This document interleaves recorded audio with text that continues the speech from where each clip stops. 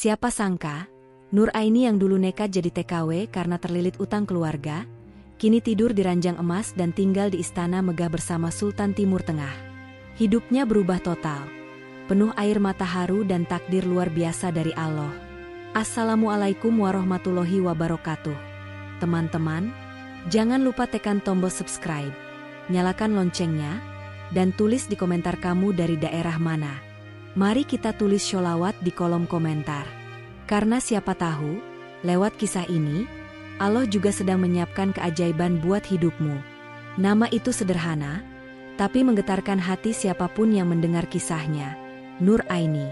Ia lahir dan besar di sebuah kampung kecil di kaki perbukitan Purbalingga, tempat sawah hijau menjadi pemandangan sehari-hari dan angin sore masih membawa bau kayu bakar dari dapur rumah-rumah tua. Ia bukan anak pejabat, bukan pula keturunan bangsawan.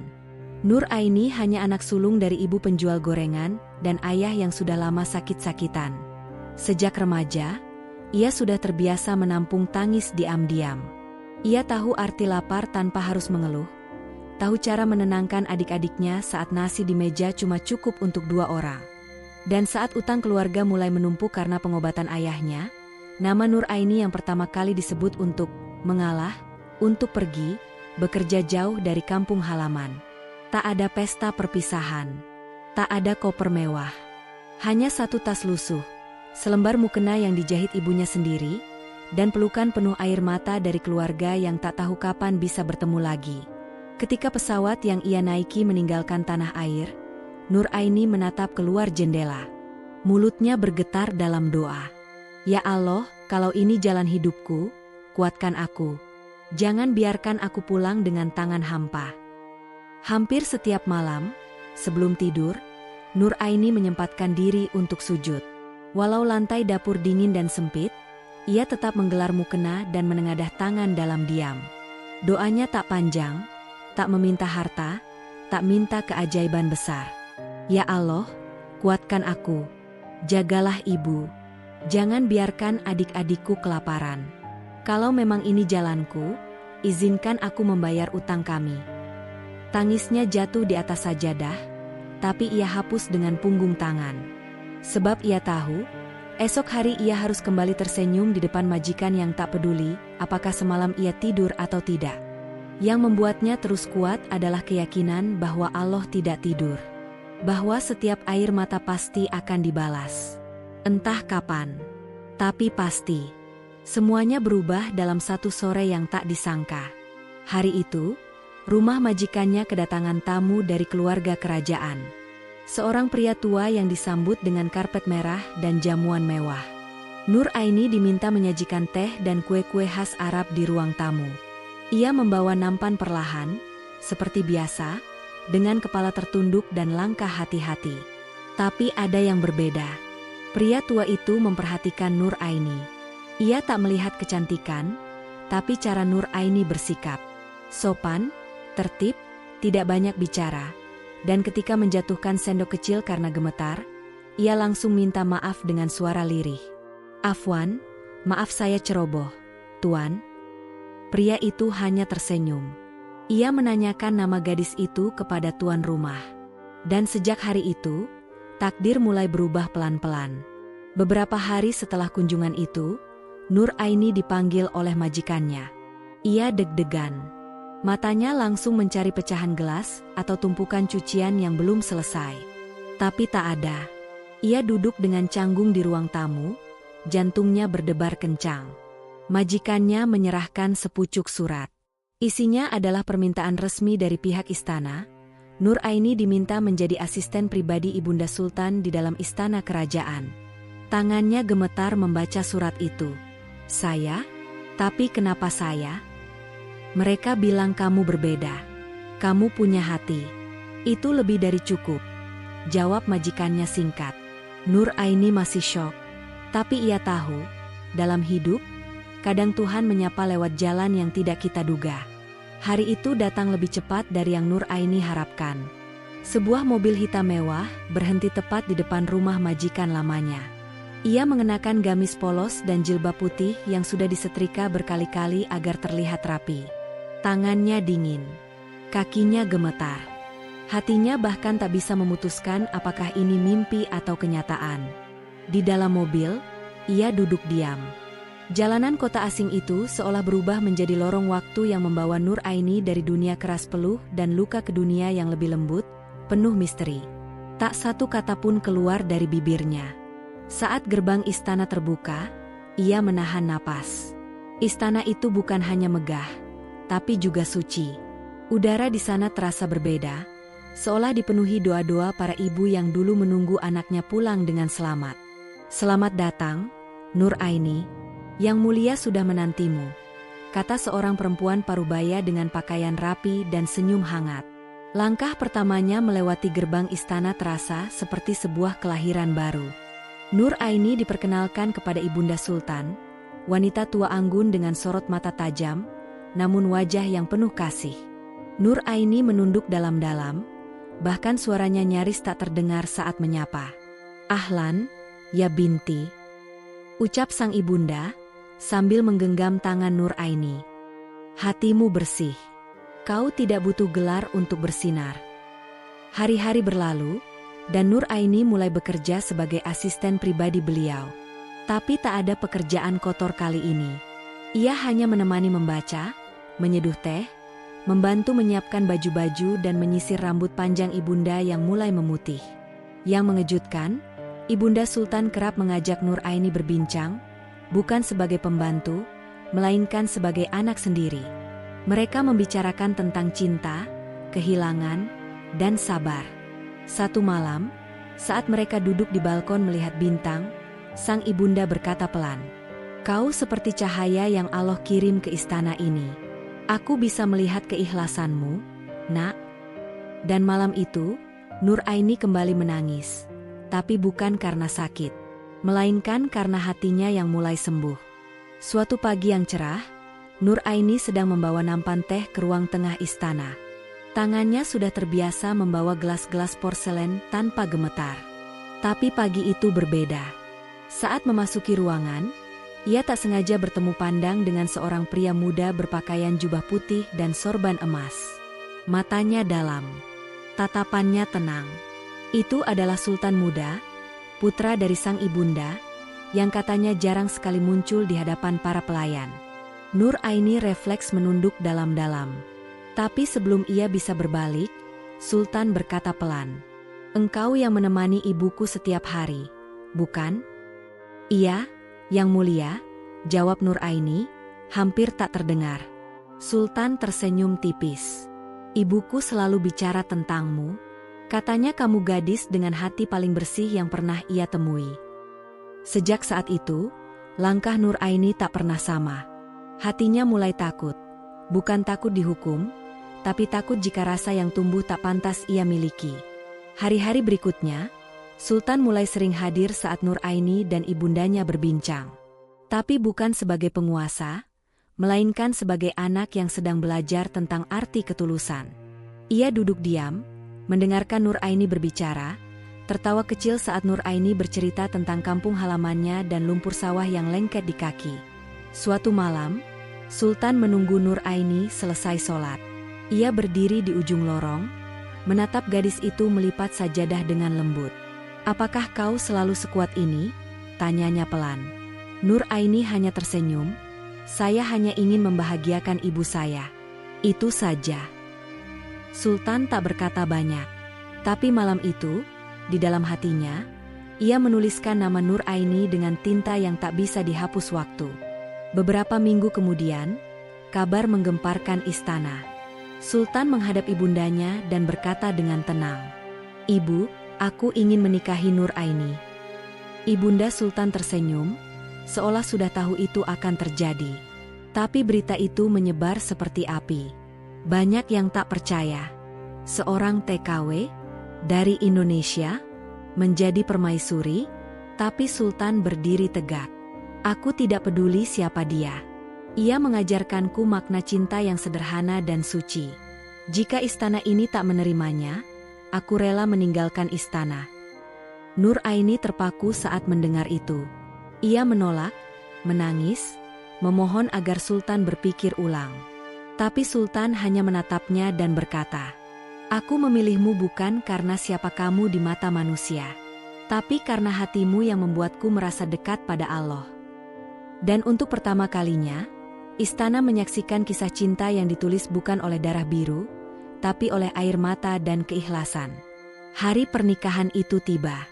Tak ada pesta megah seperti kisah putri raja. Tak ada parade kereta emas atau undangan dari seluruh negeri. Hanya akad sederhana di taman istana yang disulap menjadi tempat yang penuh ketulusan. Nur Aini mengenakan gaun putih berhias rendah halus. Riasannya tipis, nyaris seperti tak memakai apapun. Tapi justru itulah yang membuat wajahnya bersinar. Bukan karena make up, melainkan karena cahaya sabar dan syukur yang menyelimuti hatinya. Ketika ijab kabul diucapkan, dan semua saksi mengucap, sah, Nur Aini langsung bersujud di tempat. Tangisnya pecah. Ia tidak memeluk Sultan terlebih dulu. Tidak menggenggam tangan siapa-siapa. Ia hanya sujud di atas rumput, di antara bunga dan suara angin, mengucap satu-satunya doa yang ia tahu. Ya Allah, aku tidak meminta semua ini, tapi Engkau memberiku lebih dari yang aku sangka pantas kuterima. Orang-orang terpaku. Sultan berdiri, memandang Nur Aini dalam sujudnya, dan justru di sanalah hatinya makin yakin, dialah yang layak menjadi permaisuri. Hari-hari setelah pernikahan itu tak pernah mudah. Di balik keindahan kamar emas dan jendela kaca patri, Nur Aini masih berjuang menyembuhkan luka lama dalam dirinya. Ia bukan hanya sedang belajar menjadi permaisuri, tapi juga sedang belajar menerima bahwa ia pantas dicintai. Suatu malam, ia duduk di balkon, mengenang saat dulu ia tidur di lantai beralas kardus di rumah kontrakan kecil di Arab. Saat tubuhnya dipenuhi luka karena pekerjaan yang melelahkan, saat ia hanya bisa makan roti kering agar bisa mengirim uang ke kampung. Tiba-tiba Sultan datang dan duduk di sampingnya, membawa secangkir susu hangat. "Kau masih sering menengok masa lalu ya?" tanya Sultan lembut. Nur Aini mengangguk pelan, "Aku takut bangun dan semua ini cuma mimpi."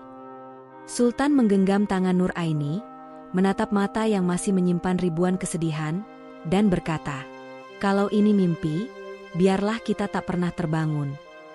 Satu hal yang Nur Aini lakukan setelah jadi istri Sultan, adalah menelepon ibunya di Purbalingga setiap malam. Tapi malam itu berbeda. Ia melakukan panggilan video. Ketika wajah sang ibu muncul di layar, Nur Aini menunduk, air matanya langsung mengalir. "Ibu, Aini minta maaf. Aini nggak pulang-pulang. Tapi Aini masih anak ibu. Aini tetap Nur Aini yang dulu," ucapnya sambil terisak. Sang ibu pun menangis. Tak bisa berkata apa-apa. Di balik layar, terlihat rumah mereka yang dulu bocor kini telah diperbaiki. Foto Nur Aini muda masih tergantung di dinding. "Endok, kamu sekarang tinggal di mana?" "Aini tinggal di istana, Bu, tapi rasanya rumah tetap di pelukan ibu." Mereka menangis bersama, dalam diam yang paling jujur. Nur Aini tak pernah lupa dari mana ia berasal. Setelah menjadi permaisuri, ia mendirikan yayasan yang membantu perempuan Indonesia di luar negeri. Ia mengunjungi shelter, berbicara dalam bahasa Jawa dan Indonesia kepada para TKW yang patah hati, dan berkata, "Kita semua pernah merasa sendiri, tapi Allah tak pernah tinggalkan kita."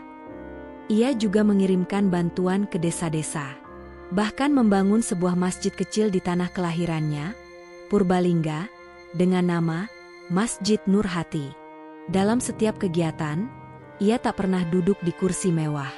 Ia lebih sering duduk bersila, memegang tangan ibu-ibu yang menangis karena rindu anaknya.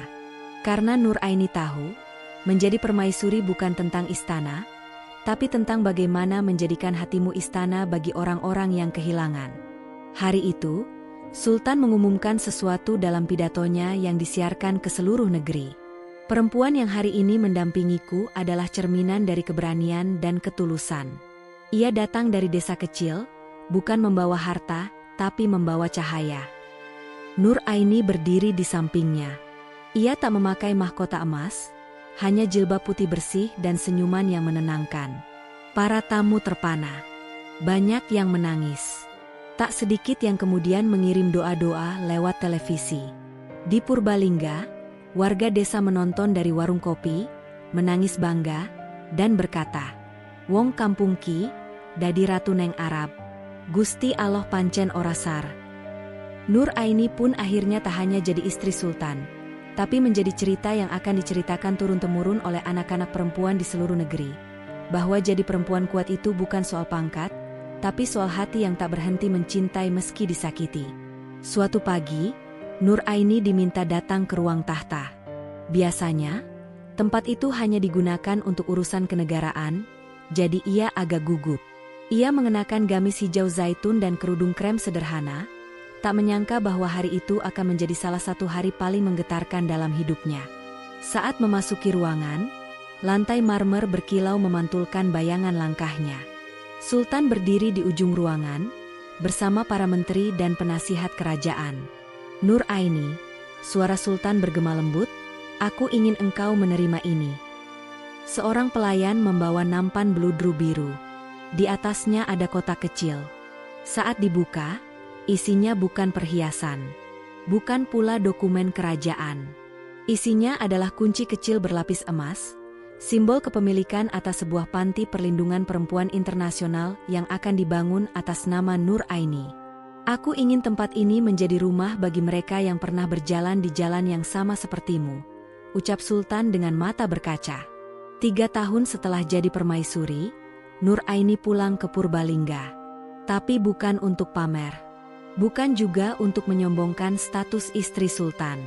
Ia pulang untuk menunaikan janji, membangun sekolah kejuruan gratis bagi anak-anak yatim piatu dan perempuan dari keluarga tidak mampu. Mobilnya berhenti di gerbang desa. Ia turun pelan, menatap jalan setapak penuh kenangan. Di pinggir jalan, ibu-ibu menangis melihatnya. Anak-anak berlari menyambut sambil meneriakkan namanya. Wajahnya gemetar. Napasnya pendek. Ia melihat rumah masa kecilnya yang kini berdiri kokoh berkat kiriman uangnya dulu. Saat ibunya keluar menyambut, mereka tak saling berkata apa-apa. Hanya pelukan yang lama, yang menjadi satu-satunya bahasa cinta yang tak perlu dijelaskan. Hari pertama sekolah kejuruan yang ia dirikan dibuka. Murid-murid duduk di ruangan sederhana tapi bersih, dengan papan tulis putih dan kursi hasil buatan pengrajin lokal. Nur Aini berdiri di depan mereka. Tangannya gemetar memegang mikrofon.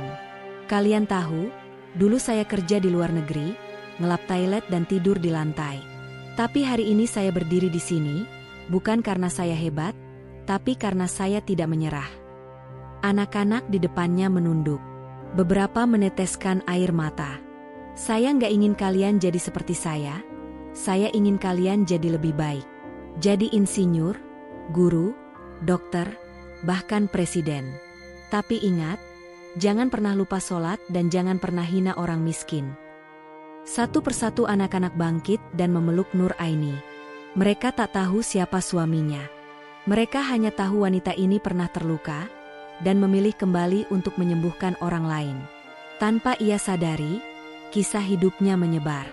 Mulai dari vlog sederhana di TikTok, hingga dokumenter yang diputar di festival film internasional. Media Arab menjulukinya permaisuri nurani dunia. Banyak yang ingin mewawancarainya, tapi ia lebih suka tinggal diam di belakang layar. Ia hanya mau bicara jika itu membantu perempuan lain menemukan keberanian. Sultan pun sering mengatakan dalam pidatonya, "Nur Aini mengajarkan kita bahwa ketulusan jauh lebih kuat dari tahta." Bahkan ada seorang anak kecil dari Sudan menulis surat padanya. "Aku ingin seperti Bunda Nur Aini.